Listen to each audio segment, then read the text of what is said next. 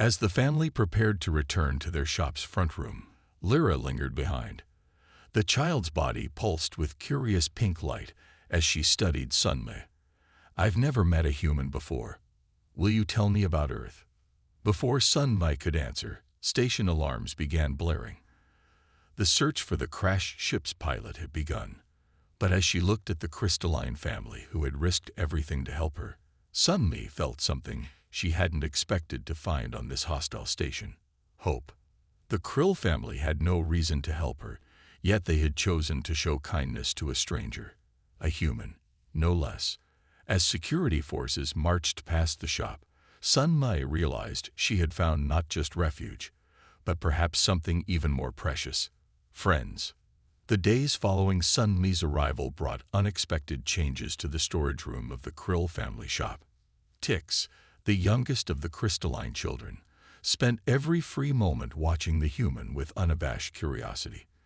The child's crystalline form would pulse with bright, eager colors whenever Sunmi moved or spoke. One quiet morning, Tix brought a piece of drawing material, a flat, metallic surface that could be marked with light touches.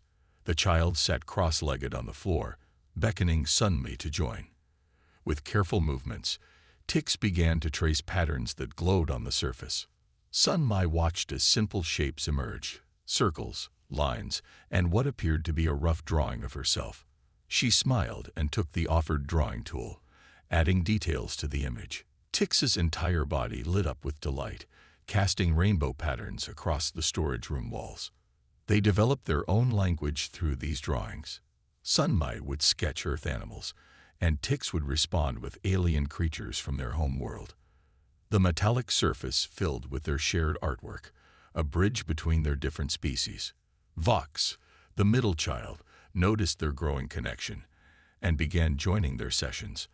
Unlike Tix's playful approach, Vox took on the role of a teacher.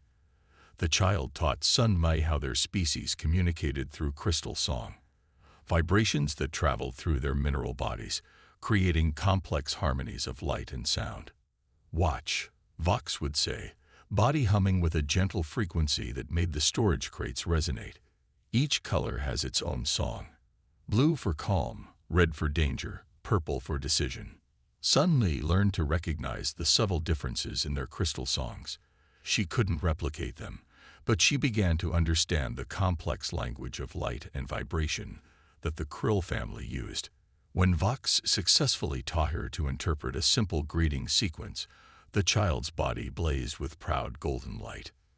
Meanwhile, Lox, the eldest, took responsibility for their safety. The older child developed an intricate system of warning signals, different colored lights that could be seen through the shop's crystalline walls. Green meant safe, amber meant be quiet, and red meant hide immediately. These precautions proved necessary as Station Security Officer Kath began making regular patrols past their shop. The tall, angular alien would pause outside, their sensor arrays sweeping the area. Kath's species could detect minute energy variations, making them excellent security officers and dangerous enemies for anyone hiding secrets. "There's something different about this place," Kath mentioned to a fellow officer one day, while the Krill family pretended to arrange their mineral displays. "The energy patterns have changed." Inside the storage room, Sunmi held her breath as the security officer's scanning beam passed nearby. Locke's warning light pulsed red, and she quickly ducked behind a large crystal formation. The family had modified it to mask her life signs, but they couldn't risk taking chances. The increased security attention forced them to be more creative. Vox taught Sunmi how to move silently, matching her footsteps to the natural resonance of the station's crystal structures. Tix created elaborate drawings that could be quickly hidden inside hollow mineral specimens. Even their parents adapted, timing their deliveries and customer interactions to create natural noise that would mask any sounds from the storage room. One evening, as the station's artificial day cycle dimmed, Sunma sat with all three children, teaching them a human game using light patterns they could replicate with their bodies. Their laughter, a chiming, crystalline sound, filled the small space with joy. The moment was interrupted by Koth's voice outside the shop. Another energy spike. Something's not right here. The navigation system crackled and sparked as Lee Sunmei frantically tried to regain control of her cargo ship. Red warning lights flooded the cockpit as the vessel spiraled toward Trading Station Delta 9, a massive structure that gleamed like a silver needle against the backdrop of space. Her fingers flew across the control panel, but nothing responded. Come on, she muttered, watching as the distance between her ship and the station's outer hull decreased rapidly. The emergency thrusters sputtered weakly, barely slowing her descent. With a bone-jarring crash, her ship skidded across the station's landing pad, leaving a trail of twisted metal and broken parts in its wake. Sunmi's head throbbed as she pulled herself from the wreckage.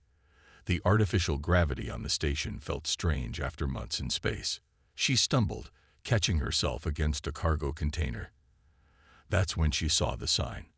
No humans permitted. Violators will be detined. Her heart sank.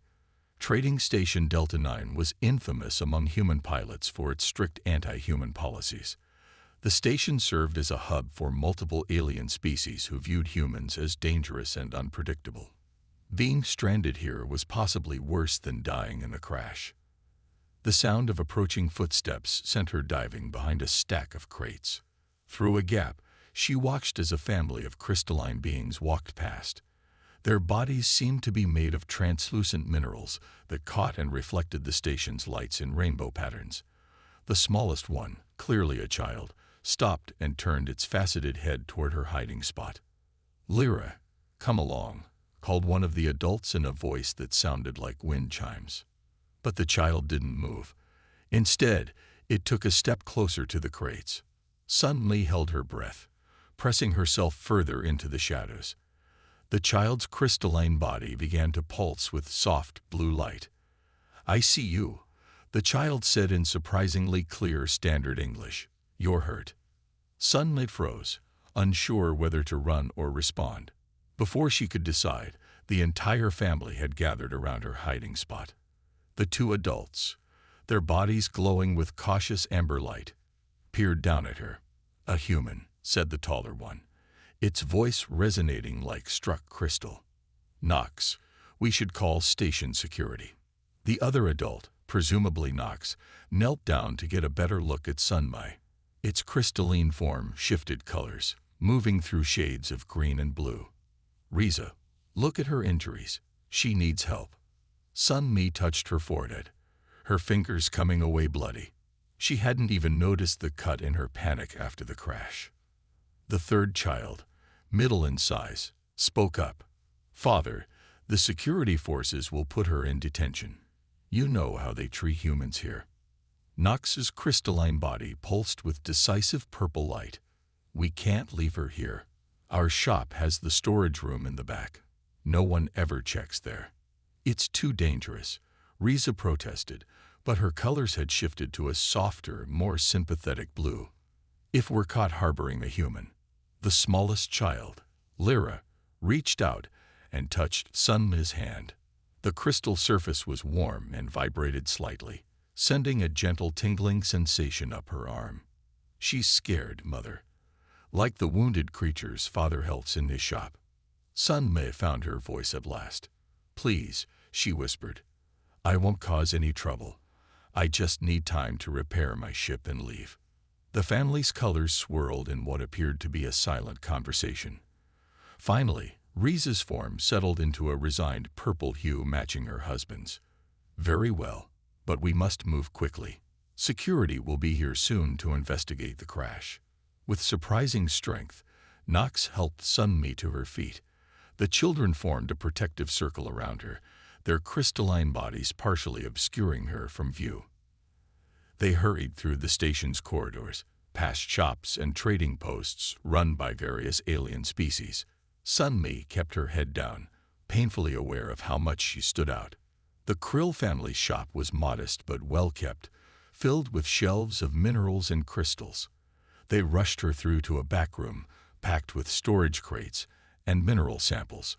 Riza quickly treated her wounds with a strange, glowing paste that stopped the bleeding instantly. "You'll be safe here," Nox assured her, his crystalline form glowing with warm, comforting colors. "We'll figure out what to do next after the security sweep passes." The children quickly dispersed, their bodies dimming to match the ambient light. But as they moved away, Tix turned back and pressed something into Sunmi's hand, a small crystal that pulsed warmly with the colors of friendship. In that moment, Sunmi realized that what had started as a desperate bid for survival had become something more. Despite the danger, despite their differences, they were forging connections that transcended species. Each drawing, each crystal song lesson, each shared moment of laughter was another barrier broken between their worlds. As she clutched the glowing crystal, watching Koth's shadow pass by the shop entrance, Sunmi understood that she wasn't just hiding anymore. She was becoming part of a family that defied the station's prejudices with every act of kindness. The storage unit became Sunmi's world, but the Krill family made sure it never felt like a prison. Each day brought new discoveries as she immersed herself in their crystal culture. The first time she witnessed their crystal growth ceremony, it took her breath away. Riza and Nox gathered their children in a circle, their bodies pulsing with deep, resonant light. They placed a raw crystal in the center, and the family began to hum in harmony. The sound vibrated through the metal floors and walls, making the crystal fragment dance with energy. As Sunmi watched, amazed, tiny crystalline structures began sprouting from its surface. "It's how we honor our ancestors," Nox explained later, his form glowing with gentle blue light. "Each new growth carries the memories of our family." In return, Sunmi shared her own culture. She taught the children to play hopscotch, drawing the squares with light on the floor. Tix particularly loved it, their crystalline form bouncing and chiming with joy. When Vox asked about human music, Sunmi sang traditional Korean lullabies, watching in wonder as the family's crystal bodies resonated with each note. But the most surprising change came gradually. Riza noticed it first, a faint, flesh-colored tinge appearing in her crystalline arm after helping Sunmi organize the storage space. Soon, all family members showed similar marks. "It's impossible," whispered a concerned Nox, examining his children's subtly changing forms. "Our species has never shown organic pigmentation before." The children were fascinated rather than worried. Locke's usually clear surface now shimmered with hints of warm brown when they stood near Sunmi. Vox developed rosy patterns that appeared when they laughed at Sunmi's jokes. Even tiny ticks began showing swirls of color that matched Sunmi's skin tone when they played together. Riza documented these changes carefully, her scientific curiosity overcoming her initial worry. "It's as if our crystals are trying to harmonize with your human form," she told Sunmi one evening, while examining the patterns under special light.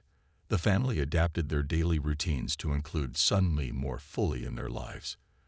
During quiet hours, when the shop was closed, they would share meals together. Though Sunmi couldn't eat their crystal supplements, they found human-compatible food in the station's market, disguising their purchases as exotic mineral samples. One night, during their evening crystal growth ceremony, something extraordinary happened. As the family hummed their ancient songs, Sunmi felt a strange tingling in her hands. Looking down, she saw tiny crystals forming on her skin, glowing with the same warm light as the Krill family. They dissolved moments later, but the event left everyone stunned. "It seems you're changing us as much as we're changing you," Riza said, her form pulsing with maternal warmth. The children began calling Sunmi their human sister in their crystal song language. Even Nox and Riza treated her more like a daughter than a refugee, teaching her their family's private crystal songs and sharing stories of their homeworld. But with these changes came new risks. Other crystalline beings at the station began noticing the family's unusual coloring. Questions arose about their altered appearance. The family deflected these inquiries, claiming it was a result of handling rare minerals in their shop. "My esteemed guests," Haeyun's voice carried clearly through the vast hall, each word measured and precise. For 3 days, you have shown me wonders beyond imagination. You have offered power, wealth, and glory beyond measure. Jai-Ho watched as several of the most prominent suitors straightened, each believing they had made the most impressive display. Admiral Du Yun's cybernetic implants glowed with confidence. Prince Taiwan's quantum field shimmed with anticipation. The choice I make today will shape not just my future, but the future of the Confederation itself. He-Yun continued. Her purple eyes swept across the gathering. And for a brief moment, Jai-Ho thought they lingered in his direction. He quickly looked down at his tray, checking that everything was properly arranged. In accordance with our ancient traditions, I have used my abilities to examine the hearts and minds of those who would join their fate to mine. The princess's scales rippled with an emotion Jai-Ho couldn't identify. And I have found my answer in the most unexpected place. A murmur ran through the crowd. Several beings activated their translation devices, ensuring they wouldn't miss a single word. He-Yun's voice grew stronger. I choose. She paused, and the silence in the hall became absolute. Even the quantum fluctuations seemed to still. Then she pointed directly at Jai-Ho, the human server. The tray slipped in Jai-Ho's suddenly numb fingers. He managed to catch it before it fell, but several drinks sloshed over their rims. The silence lasted for exactly 3 seconds before the hall erupted into chaos. Impossible. Admiral Du Yun's voice boomed over the growing noise. A primitive species. This must be a mistake. Prince Taiwan's quantum field flared with agitation. The human isn't even a registered suitor. Earth's diplomatic representatives pushed through the crowd toward Jai-Ho, their faces displaying various shades of shock and panic.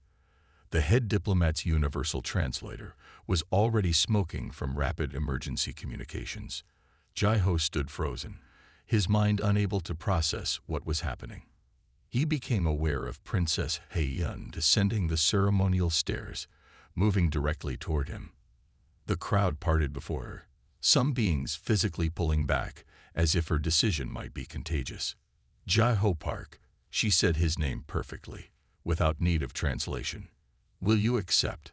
1,000 alien eyes focused on him. Jai-Ho opened his mouth, closed it, then looked down at his serving tray as if it might offer some guidance. I'm just a server, he managed to say. He-Yun's scales rippled with what might have been amusement. You are far more than that. You are the only being in this hall whose thoughts I cannot read, whose actions speak louder than any projected intentions. The Confederation's emergency response team was already mobilizing. Diplomatic channels across the galaxy lit up with urgent communications. Someone in the Earth delegation was having what appeared to be a nervous breakdown. This is unprecedented. Ambassador Q1's voice cut through the chaos. Your Highness, the diplomatic implications alone are precisely why this choice is correct. He-Yun interrupted, her voice firm. She hadn't taken her eyes off Jai-Ho. Well, Jai-Ho looked at the princess, really looked at her for the first time. Behind the royal bearing and alien beauty, he saw someone who, like him, had been playing a role. Someone who understood duty but longed for something genuine. He carefully set down his serving tray. I accept, he said quietly, knowing those 2 words would change not just his life, but the course of human history. The chaos in the hall reached new levels. Several energy beings had to be contained before their agitation caused power surges. But through it all, He-Yun smiled, not her diplomatic smile, but a real one that made her scales shimmer like starlight. The private chambers of Princess He-Yun were nothing like Jai-Ho had imagined. Instead of the expected grandeur, the room was surprisingly simple. Living crystals grew from the walls, providing soft light that shifted with He-Yun's moods. A viewport showed the vast expanse of space, countless stars twinkling in the darkness. They didn't learn it, responded Commander He-Jin, stepping forward with a datapad. They looked at our technology and asked, what else can this do? While our engineers were still saying, this is how it must be used. A new hologram appeared, Counselor Ta-Min, his image distorted by interference. The council chambers are in uproar. The Andorian systems have declared independence. The Rigel Confederation is in open revolt. Even the Vega Protectorate is demanding new terms. 10,000 years, Daho muttered. 10,000 years of imperial rule, undone in less than 5. The tactical display updated again, showing human fleets pushing beyond Mars. They weren't just defending anymore. They were attacking, using captured imperial technology combined with their own innovations to devastating effect. "Look at this," He Jin said, pulling up battle footage. "They've taken our shield technology and reversed it. Instead of stopping weapons, they're using the fields to contain and redirect energy. Every shot we fire makes their shields stronger." Sun Mi's hologram nodded grimly. The research division reports similar modifications across all captured technology. They're not just using our weapons, they're reimagining how they work. The bridge shook as another system failed. Damage control reports flooded in from all decks. The mighty Imperial flagship, designed to command entire sectors, could barely maintain basic life support. "The subject species are watching," Timon reported. "They see how the humans fight. Not just with weapons, but with ideas. Every victory they achieve inspires more systems to rebel." Daho moved to the viewport, watching as Mars receded into the distance. The red planet's surface was dotted with the wreckage of Imperial ships, each one a testament to humanity's impossible victories. "We never understood them," he said quietly. "We thought they were primitive because they fought among themselves. We didn't realize those conflicts taught them to adapt faster than any peaceful species could imagine." Another alert sounded. Human ships have been detected in pursuit. Not Imperial designs captured and reused, but new vessels that combined Imperial and human technology in ways that defied conventional engineering. "They're not just defeating us," He Jin observed. "They're changing the very nature of warfare. Every battle teaches them something new. Every technology we deploy, they study and improve." The tactical display updated one final time, showing the full extent of the Empire's collapse. Sector after sector had fallen or declared independence. The mighty Imperial fleets, once thought invincible, were scattered and broken. "Send word to all remaining forces," Daho ordered, his voice heavy with resignation. "Full retreat to the core systems. We must protect what remains of the Empire." As the flagship prepared for its final jump to safety, Daho thought back to that first encounter with Earth. They had dismissed humans as primitive, violent, divided. They had never understood that those very traits would make humanity the most dangerous species they had ever encountered. "The Empire's greatest mistake," he said to his silent bridge crew, "wasn't challenging humanity. It was believing that our way was the only way, that our technology could only work as we designed it, that our strategies were the peak of military evolution." The stars stretched into lines as the flagship jumped away from yet another defeat.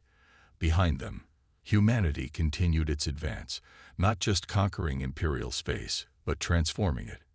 Each victory brought new allies, new innovations, new ways of thinking about the universe itself. The Empire had ruled through order and consistency for 10,000 years. Humanity had shown the galaxy that adaptation and change were far more powerful forces, and now nothing would ever be the same again. The space station orbiting Venus gleamed like a jewel against the planet's clouded surface. Once an Imperial diplomatic outpost, it now served as neutral ground for what everyone knew would be the Empire's final surrender. The station's grand reception hall, designed to showcase Imperial power, instead highlighted how far the mighty had fallen. Daho walked slowly through the station's corridors, his once pristine admiral's uniform showing signs of wear. Behind him, what remained of the Imperial delegation followed in silence. Their faces showed the strain of recent months, the endless retreats, the collapse of their society, the shattering of everything they had believed unshakable. The vast expanse of space stretched endlessly before the celestial dawn, its sleek hull gleaming under the distant starlight. High Admiral Daho maintained his usual stoic expression, but his eyes betrayed a hint of curiosity as he gazed at the blue planet displayed on the main view screen. Earth. Another world to add to the Empire's ever-growing catalog of primitive civilizations. The bridge hummed with quiet activity as crew members went about their duties. Holographic displays flickered with streams of data, casting a soft blue glow across the polished surfaces of the command center. Sub-Commander Jai-1's fingers danced across her console, processing the incoming sensor data with practiced efficiency. Fascinating, she murmured, more to herself than anyone else. Their technological progression is unlike anything in our records. Daho turned slightly, his ceremonial collar catching the light. Explain. Jai-1 pulled up a detailed timeline, projecting it into the air between them. Look at this, Admiral. Less than 70 years from their first powered flight to reaching their moon. Another 50 years to establish permanent orbital stations. She shook her head in amazement. Most species we've studied take at least 3 centuries to achieve similar milestones. Impressive, but ultimately irrelevant, Daho replied, though he couldn't completely hide his interest. They're still centuries behind us. The bridge crew continued their analysis, unaware that they were making the same mistake countless others had made when encountering humanity. They saw the primitive weapons, the inefficient spacecraft, the polluted atmosphere, all the signs of a young civilization still struggling to overcome its own limitations. What they failed to see was the creativity, the relentless drive for innovation that set humans apart. Their sensors detected the nuclear weapons but missed the thousands of scientific papers published daily. They noted the military conflicts but overlooked the unprecedented cooperation in space exploration. Jai-1's frown deepened as she reviewed the military history files. Sir, I think you should see this. She forwarded a summary to his personal display. In just the past century, they've engaged in 2 global conflicts and countless regional wars. The scale of warfare they're capable of. All the more reason to maintain our distance. Daho interrupted. Let them exhaust themselves with their petty conflicts. Mark them as Category 3 and prepare to move on. But Jai-1 wasn't finished. That's not all, sir. Look at how quickly they adapt during wartime. Their technological advancement accelerates dramatically under pressure. And their strategies, they're completely unpredictable. Daho waved her concerns away. Every young species goes through a violent phase. They'll either destroy themselves or learn to live in peace. Either way, they're not our concern. As the celestial dawn prepared to jump to its next destination, a small, seemingly insignificant piece of human technology drifted past their starboard side. The Empire's sensors dismissed it as space debris, just another piece of primitive human engineering. They didn't realize that this particular satellite was different, a prototype equipped with experimental quantum sensors that had been quietly watching them. Deep within the satellite's systems, a message was already being encoded and transmitted back to Earth. The signal was weak by Imperial standards, easy to overlook among the cosmic background radiation. But human engineers had become very good at detecting weak signals. In underground facilities across Earth, computers began processing the data. In secure conference rooms, military leaders and scientists gathered to discuss the implications. In secret laboratories, researchers began analyzing the faint energy signatures left by the Imperial ship's engines. The Empire thought they were observing humanity. They didn't realize that humanity had been watching them back, learning, preparing. They didn't know that their brief visit had just changed everything. That humans would now work together with a singular purpose, driven by the knowledge that they weren't alone in the universe. As the celestial dawn disappeared into hyperspace, Daho made a final note in his log. Primitive species encountered. No significant threat. Recommended observation period, 200 years. He couldn't have known that in less than a decade, he would look back on those words with bitter regret. He couldn't have known that this brief encounter would mark the beginning of the Empire's greatest mistake, the day they underestimated humanity. The human delegation waited in the main conference chamber. Their leader, a woman named Sarah Chen, stood calmly at the head of their table.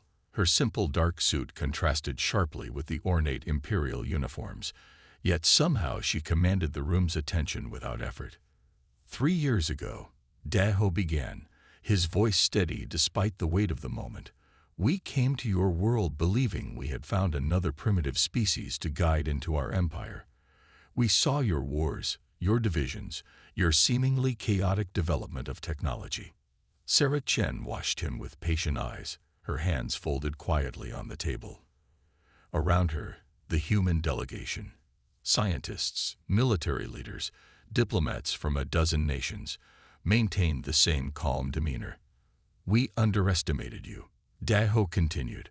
We saw your conflicts and thought them a sign of weakness. We never understood that they had taught you to adapt faster than any peaceful species could imagine.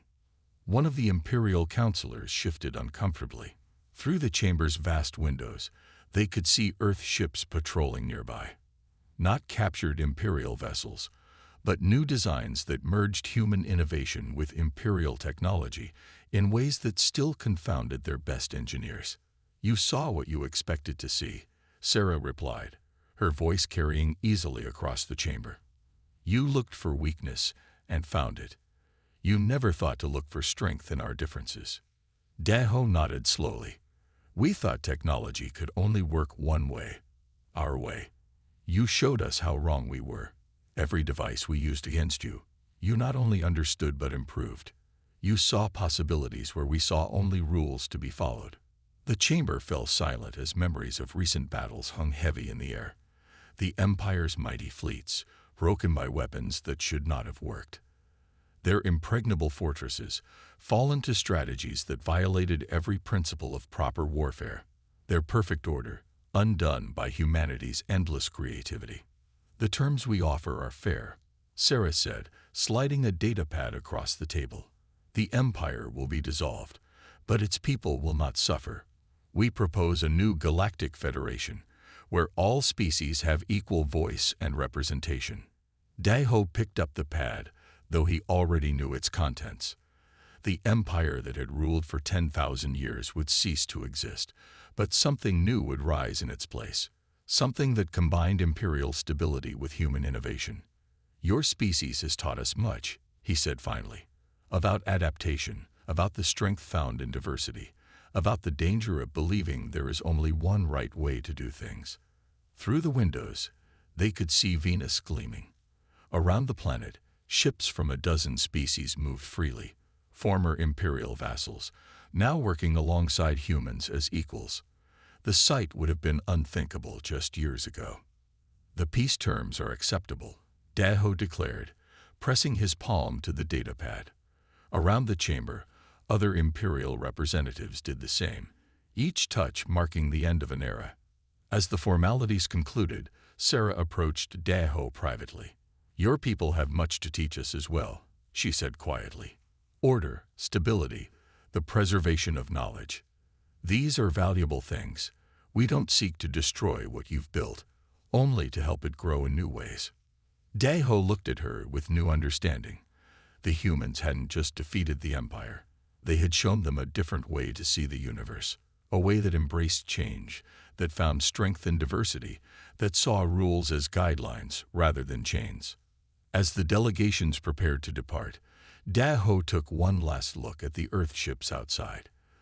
Their designs still struck him as strange, a mix of styles and technologies that should not have worked together. Yet they did work, just as humanity's impossible strategies had worked, just as their chaotic alliances had worked. The Empire had fallen, but something new and perhaps better would rise in its place. A galaxy where order and chaos, stability and innovation, could coexist and strengthen each other. It was not the future Daho had imagined, but looking at it now, he found himself hoping it might be a better one. The morning sun cast long shadows across the streets of New Seoul as Daho took his daily walk. 10 years had transformed the city into something that would have been unimaginable during the Empire's reign, a perfect blend of human and imperial architecture, where curved spires met angular towers beneath a sky filled with ships of all designs. Daho paused at a street vendor's stall, watching as the owner, a former imperial citizen, chatted easily with his human customers. They exchanged jokes in a mixed language that had evolved naturally after the war, combining imperial formal phrases with human slang in ways that would have horrified the old council. Their personal partnership had evolved as well. Hei-yun had learned to find peace in the telepathic silence Jeho provided, while he had grown comfortable with her ability to sense others' thoughts. They balanced each other, her ancient wisdom and his fresh perspective, her telepathic insights and his human intuition. The ceremony began, marking the official recognition of new diplomatic protocols that incorporated both telepathic and non-telepathic methods. Jeho watched as species that once would have never cooperated now worked together seamlessly, using techniques that combine the best of all their abilities. We're receiving requests from 17 more species for membership consideration, Hei-yun whispered, her scales flickering with joy. Most of them previously rejected Confederation contact. They see something worth being part of now, Jeho replied softly. Not an empire of power, but a community of equals. The changes weren't just political. Cultural exchange had flourished. Human art now hung in galleries across the galaxy, valued for its ability to convey emotion without telepathic enhancement. Alien music incorporated human harmonies, creating new forms of expression that crossed species boundaries. As the ceremony concluded, Jeho noticed a young human server carefully managing the refreshments, just as he once had. The server caught his eye and straightened proudly. Now, such positions were seen as the first step in diplomatic training, not mere service roles. "Shall we greet our guests?" Hei-yun asked, her scales shifting to formal silver. But there was warmth in her voice, genuine pleasure in the connections they would make. Together, they'd moved through the crowd. Jeho still carried himself with the careful attention of a server, noting needs and solving problems before they arose. Hei-yun's telepathic abilities complemented his observations, creating a seamless approach to diplomacy that had become the new standard. The galaxy continued to change. New challenges would arise, new problems would need solving. But the foundation they had built, one of genuine connection, mutual respect, and the understanding that true strength comes in many forms, would endure. As they worked their way through the diplomatic gathering, Jeho caught sight of their reflection in the grand windows, an alien princess with shimmering scales and a former human server who together had reshaped a galaxy not through force or power, but through understanding and connection. "Ready for whatever comes next?" Hei-yun asked, her scales showing the private pattern of affection she reserved just for him. Jeho smiled, thinking of all the distance they had covered from that first day with the serving tray. "Always," he replied, "one step at a time, just like everything else." And in the vast expanse of space visible through the windows, countless stars twinkled, each one holding new possibilities for this partnership that had broken all the rules and created something better in their place.